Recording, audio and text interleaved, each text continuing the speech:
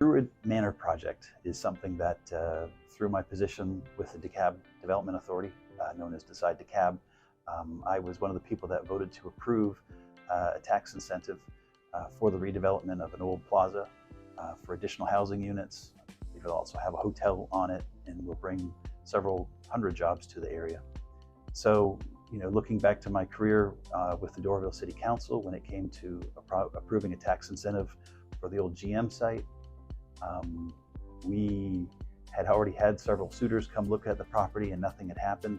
And the question comes down to is how long do you want to wait for development activity, for economic growth in your area, or for the needs that go with economic growth?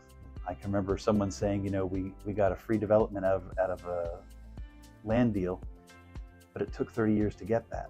And to say that people are going to wait 30 years for housing options or for economic development, to me seems unreasonable and not really a valid expectation to have in a world where, at the end of the day, we all have a rent payment, we all have to make grocery payments, probably car payments, probably student loan payments.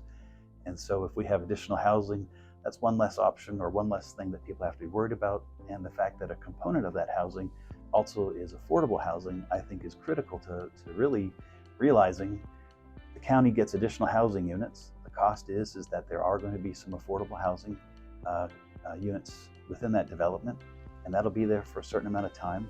The Board of Education also walks away with $2 million from this deal, and it's subject to whatever they choose to use that money for, but another thing could be pushing that money back into housing incentives for future employees.